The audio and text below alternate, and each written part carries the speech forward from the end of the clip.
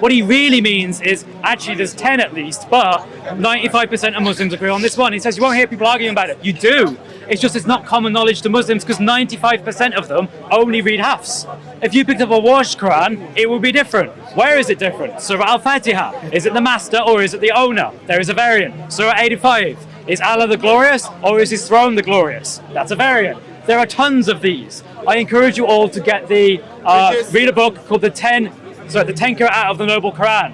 Muslims, scholars of Arabic and who are experts in Qira'at go through that and they tell you. They're open about it. But again, he has to pretend that doesn't really exist. This is the equivalent of saying if most people just ignored all the different traditions in the Christian world and we just agreed on the 66 books and there weren't anyone who disagreed, then that would mean it's perfectly preserved. That's nonsense. And he knows it's nonsense. You can't make an argument from advocacy. An argument from advocacy is fallacious.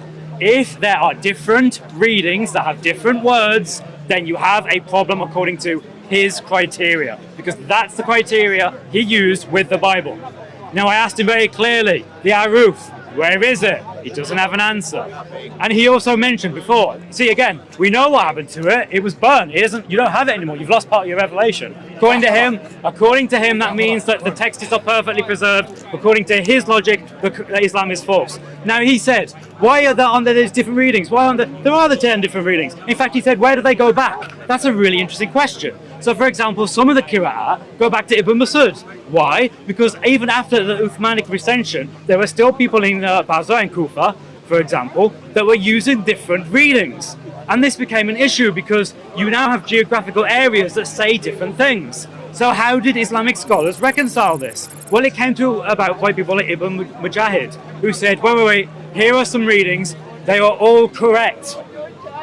They are all correct. It just so happens that today, Muslims have gone with the Hafs reading, despite the fact there are 10 recognized in Islam by scholars other readings. According to his criteria, that means that Islam is false. Thank you. All right. So Chris has simply just regurgitated the same information over and over again, hoping that somehow it will convince some people that his argument is true. First of all, the Aruf and the Qira'at, this information comes from our own scholars, from our own scholarship. This is from our sources. And they want to rejiggle, reinterpret our sources to fit their narrative. Ibn Masud never said that this is not the Quran and I'm not going to teach it and I'm not going to learn from it. That was his Quran. On his deathbed, Ibn Masud said this is the Quran. There was no disagreement. And if you claim, this is the issue, the reason why I'm not going through every companion and what they might have said or what they might not have said is because all I need to do is establish if what he says is true, then that means that the Quran was not one text, that there were different texts floating around. And logically, somebody who travels to Abyssinia and starts teaching the Quran, and remember, people could not afford mushafs. Much of the Quran that was learned throughout Islamic history was learned orally.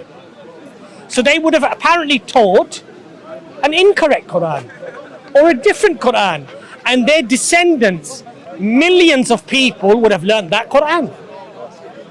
And then when that Imam recites in the mosque and he makes a mistake, people won't be able to correct him because they won't know which Quran he's reading. But we don't see this. We don't find this.